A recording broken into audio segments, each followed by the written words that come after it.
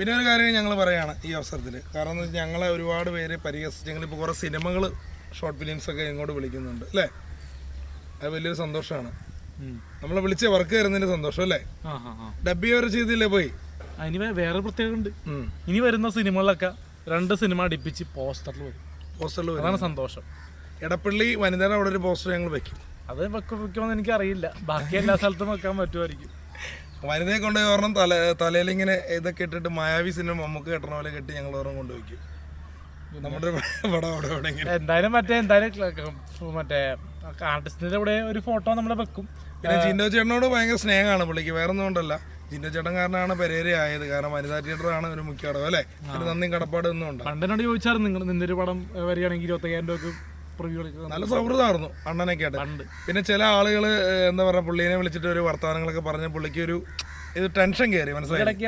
എന്നെ തെറി പറഞ്ഞപ്പോൾ ഞാൻ എന്തായാലും വിളിച്ചിട്ടുണ്ട്, ശരിയാണ്. അതൊന്നും ഞാൻ കണ്ടിട്ടില്ല. പ്രായത്തിനെ ബഹുമാനിക്കണുണ്ടായിരുന്നു, പക്ഷെ ഇപ്പൊ ഞാൻ മാപ്പ് പറയുന്നു. പുള്ളിക്ക് എന്തെങ്കിലും എന്നാലും പുള്ളി നല്ല മനുഷ്യനാണ്. കാരണം എന്ന് വെച്ചാൽ പിന്നെ വേറെ കേസുണ്ട്, ഈ കഴിഞ്ഞ ദിവസങ്ങളിലും പലരും തോക്കും പിടിച്ചുകൊണ്ടൊക്കെ വന്നപ്പോൾ എനിക്കൊരു വിഷമം തോന്നി. കാരണം പുള്ളി കഴിഞ്ഞ ദിവസം എൻ്റെ അടുത്ത് ഇങ്ങനെ പറഞ്ഞായിരുന്നു, എന്നാ ഇനി അങ്ങനത്തെ ഉള്ള ഗോഷ്ഠിയൊന്നും കാണിക്കാൻ ആരും വരില്ല, സമ്മതിക്കില്ല എന്ന് പറഞ്ഞായിരുന്നു. പക്ഷേ ഈ കഴിഞ്ഞ ദിവസം കൂടി വേറെ സുഹൃത്ത് തോക്കൊക്കെ പിടിച്ചുകൊണ്ട് വന്നു. അപ്പോൾ എല്ലാവരും അനുവദിക്കുന്നുണ്ട്. അപ്പോൾ പെരേര ആണെങ്കിലും അണ്ണനാണെങ്കിലും ഞാനാണെങ്കിലും നമ്മൾ സിനിമ ഉള്ള സ്വാതന്ത്ര്യം ഉണ്ടല്ലോ. നമ്മൾ ഇതുപോലത്തെ ഈ കത്തിയമണികളൊക്കെ വരാറില്ല. എവിടെ മമ്മട്ടി കൊണ്ടുവന്നു പോയി നാളെ. അത് പാവം വല്ലപ്പോഴും ഒരു വർഷത്തിലൊരിക്കലും പറഞ്ഞിട്ട് കാര്യമില്ല. മമ്മട്ടി കൊണ്ടൊക്കെ തിയേറ്ററിലേക്ക് ഉണ്ണിക്കൂട്ടൻ എങ്ങനെയാണെന്ന് പറയാം, തിയേറ്റർ ഇത് വേണ്ട പുള്ളിക്ക് തിയേറ്ററിനോട് താല്പര്യമില്ല. പുള്ളി വരുവാണെങ്കിൽ എന്ന് പറഞ്ഞാൽ ഒരുപാട് വ്ളോഗേഴ്സ് പുള്ളിയുടെ ദാരിദ്ര്യം കഷ്ടപ്പാടും ഒക്കെ ഇന്റർവ്യൂ ആക്കി എടുത്തു. അത് ഭയങ്കര രീതിയിൽ അത് പോപ്പുലറായി. നമ്മളെക്കാളും പത്രത്തിയായെന്നൊക്കെ പറയാം. പക്ഷെ പുള്ളിക്ക് കാണാൻ പറ്റുമല്ലോ വിജയ്. പുള്ളി എന്ന് പറഞ്ഞാൽ ഞാൻ കാണുന്ന വനിതയിൽ വെച്ചാണ്. അതിന് മുമ്പ് ഞങ്ങൾ തൃശ്ശൂർ പൂരം സിനിമയിൽ ഒരുമിച്ച് അഭിനയിച്ച ആൾക്കാരാണ്. അവർ സൗഹൃദം ഉണ്ടായിരുന്നു. അതവരെ രീതി കവിതയെ വെച്ച് ഉണ്ണിക്കുട്ടനാരുമ്പോ മൈൻഡ് ചെയ്യാതപ്പോ ഞാൻ പറയാം. ടൈഗർ അണ്ണനെ കുറിച്ച് നിനക്ക് എന്താ അഭിപ്രായം?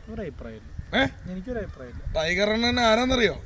ആരാ? ചീറ്റപ്പുലിയാണ്. ചീറ്റപ്പുലി ടൈഗർ അണ്ണൻ ഉണ്ടല്ലോ. ഇവിടെ വന്ന് നമ്മുടെ പൃഥ്വിരാജിന്റെ ഒരു പടം ഉണ്ടല്ലോ, ആടുജീവിതത്തിന്റെ റിവ്യൂ പറഞ്ഞിട്ടുണ്ടല്ലോ, ഒരു പോക്ക പോയത്. കഴിഞ്ഞ ദിവസം വന്നായിരുന്നു, എമ്പുരാൻ അങ്ങനെയാണ്, എമ്പുരാൻ പുലിയാണ് എന്ന് പറഞ്ഞ്.